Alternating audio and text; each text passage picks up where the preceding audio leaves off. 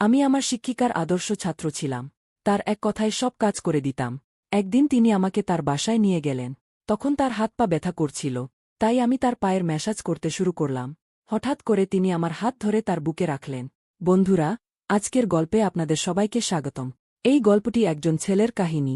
কলেজের শেষ বছর আমার জন্য এতটা সৌভাগ্য নিয়ে আসবে তা আমি কখনো কল্পনা করিনি। কলেজের সবচেয়ে সুন্দর শিক্ষিকা আমার প্রেমে পড়লেন এবং কিছুদিনের মধ্যেই আমাকে এমন স্বর্গীয় সুখ দিলেন যা আমি কখনো ভাবিনি। আমার নাম অর্জুন।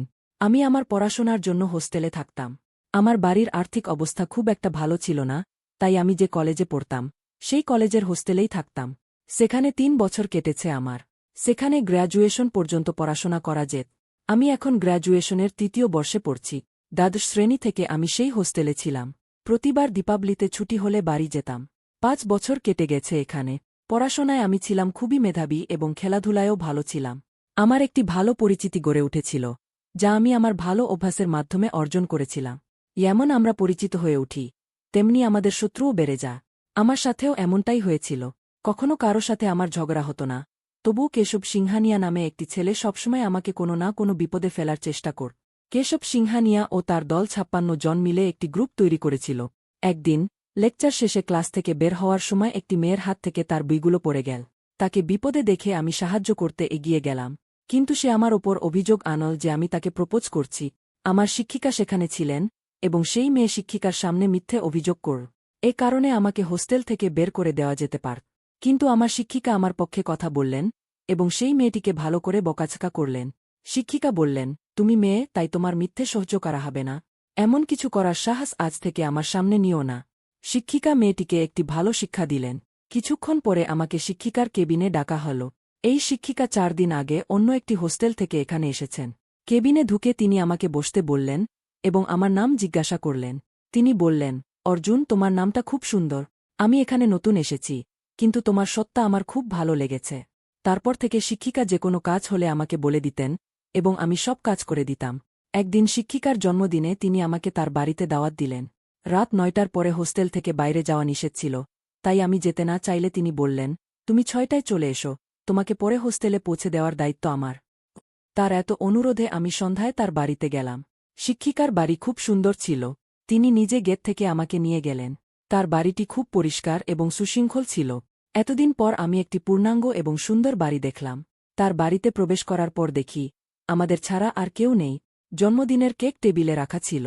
আমি তাকে জিজ্ঞাসা করলাম, ম্যাডাম, আপনার বাড়িতে আর কেউ নেই? তিনি হেসে বললেন, না, আমি একাই থাকি।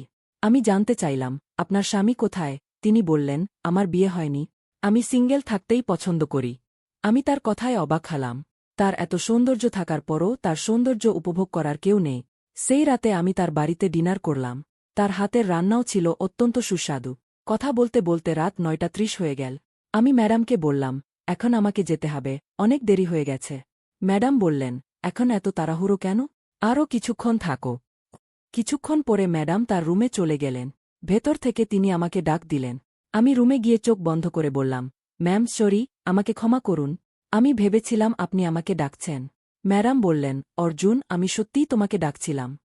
আমি ভেবেছিলাম কেন কাপড় পরিবর্তনের সময় তিনি আমাকে ডাকলেন। তখন ম্যাডাম পেছন দিকে দাঁড়িয়ে বললেন, আমার ব্লাউজের হুক খুলতে আমার হাত পৌঁছাচ্ছে না, তুমি কি আমাকে সাহায্য করবে? তার কাপড় স্পর্শ করার সাহস আমার ছিল না, কিন্তু তাকে সাহায্য করা আমার জন্য গুরুত্বপূর্ণ ছিল। আমি তার ব্লাউজের হুক খুলে দিলাম এবং কাজ শেষ হলে রুম থেকে বের হয়ে এলাম। সেই রাতে আমি তার বাড়িতে থেকে গেলাম। সকালে আমি তার সাথে হোস্টেলে এলাম। আমার সব বন্ধুরা অবাক হয়ে দেখছিল যে আমি কলেজের প্রধান শিক্ষিকার সাথে এসেছি। আমার বন্ধুরা আমাকে জিজ্ঞেস করছিল কেন আমি রাতে নিজের ঘরে ছিলাম না, কিন্তু আমি তাদের উত্তর না দিয়ে এড়িয়ে গেলাম। কয়েক দিন কেটে গেল। এখন ৩ দিন হল ম্যাডাম কলেজে আসছেন না। ৩ দিন পর তার ফোন এল। তিনি বললেন, অর্জুন, আমাকে একটু সাহায্য করো। তার এক কথায় আমি দৌড়ে তার বাড়িতে গেলাম। সেখানে গিয়ে দেখি তার মুখ পুরোপুরি ম্লান। তিনি ঠিকভাবে হাঁটতেও পারছিলেন না। আমি তার শারীরিক অবস্থা সম্পর্কে জিজ্ঞেস করলাম এবং জানলাম তার কোমরে মচকেছে। এ কারণেই তিনি গত ২ দিন ধরে কলেজে আসছেন না। আমি তার জন্য মেডিকেল থেকে ওষুধ নিয়ে এলাম। তখন তিনি বললেন, অর্জুন, ৩ দিন ধরে আমি ওষুধ খাচ্ছি, কিন্তু কোনো পরিবর্তন অনুভব করছি না। তুমি কি আমার কোমরে গরম তেল দিয়ে মালিশ করতে পারবে? হয়তো এতে আমি আরাম পাব। আজ পর্যন্ত আমি তার কোনো কাজেই না বলিনি। আজ তো তিনি সত্যিই আমার সাহায্যের প্রয়োজন, তাই আমি কিভাবে না বলি? আমিও চেয়েছিলাম যে তিনি দ্রুত সেরে উঠুন। তাই বিনা দ্বিধায় আমি তার কোমরের মালিশ শুরু করলাম। আমার হাত যতই তার কোমরে ঘুরছিল ততই তার মুখ থেকে শব্দ বের হচ্ছিল। হয়তো তার অনেক ব্যথা হচ্ছিল। ম্যাডাম যুবতী ছিলেন। তার কোমরে নজর পড়তেই আমি মনোযোগ হারাতে লাগলাম। কিন্তু আমি নিজেকে সামলালাম এবং সেখান থেকে বেরিয়ে এলাম। ম্যাডাম বললেন, তুমি চাইলে দিনে কলেজে যেতে পারো, কিন্তু দয়া করে কয়েকদিন রাতে আমার সাথে থাকো। যখন আমি একটু ভালো অনুভব করব তখন আমি নিজেই তোমাকে চলে যেতে বলবো। তিনি খুবই একা ছিলেন। তার সাহায্যের জন্য আশেপাশে আর কেউ ছিল না। আমি সেখানে থাকব কিনা এই নিয়ে চিন্তা করছিলাম। তখন ম্যাডাম বললেন, অর্জুন, সংকটের সময় আপনজনরাই পাশে থাকে। আমি তোমাকে আপন ভেবে এখানে থাকতে বলেছি, কিন্তু যদি তোমার ইচ্ছে না হয় তাহলে কোনো সমস্যা নেই। ম্যাডাম খুবই দুঃখিত হয়ে পড়লেন। তখন আমি বললাম, ম্যাডাম, আমি আপনার আপনজন। আপনি একদম চিন্তা করবেন না। যতদিন আপনি ভালো বোধ করবেন না ততদিন আমি এখানে থেকে যাব। আমার কথা শুনে ম্যাডাম খুশি হলেন। রাতে আমি নিজেই তার বাড়িতে রান্না করলাম। গত 5 বছরে অনেক কিছুতেই অভ্যস্ত হয়ে গিয়েছিলাম। আমার হাতের রান্না খেয়ে ম্যাডাম খুব খুশি হলেন। তারপর তিনি আমার হাত ধরে হঠাৎ করে চুমু খেলেন। তার জন্য এটা স্বাভাবিক ছিল, কিন্তু আমার জন্য এটা একেবারেই স্বাভাবিক ছিল না। ঘুমানোর আগে আবার তার কোমরে মালিশ করলাম। মালিশ করে যখন আমি হলের বাইরে ঘুমাতে যাচ্ছিলাম তখন ম্যাডাম আমাকে থামালেন। তিনি বললেন, আজ তুমি আমার ঘরেই ঘুমাবে। রাতে যদি কোনো কিছুর প্রয়োজন হয় তাহলে আমি তোমাকে জাগাতে পার। তার বিছানায় তার পাশে ঘুমাতে আমার অস্বস্তি হচ্ছিল, কিন্তু সত্যিই তার আমার সাহায্যের প্রয়োজন ছিল। তাই আমি সেখানে ঘুমাতে রাজি হয়ে গেলাম। ঘরের আলো নিভতেই আমি ঘুমিয়ে পড়তে লাগলাম। হঠাৎ আমি অনুভব করলাম কেউ আমার ওপর হাত বুলাচ্ছে। আমি চমকে উঠলাম এবং পাশের নাইট ল্যাম্পটা জ্বালালাম। আলো জ্বলতেই দেখলাম ম্যাডামের হাত আমার কোমরের কাছে দিয়ে যাচ্ছে। এটা দেখে আমি তার হাত সরিয়ে দিলাম। আমি বললাম, ম্যাডাম, এটা কি হচ্ছে? আপনি কি করছেন? তিনি বললেন, এখানে তুমি আমার ছাত্র নও, আর আমি তোমার ম্যাডাম নই। তোমাকে দেখে প্রতিদিন আমার তোমার কাছে আসার ইচ্ছে হয়, কিন্তু তুমি এই সুন্দর শরীর থেকে সবসময় দূরে সরে থাকো। তুমি পুরুষ নও কি?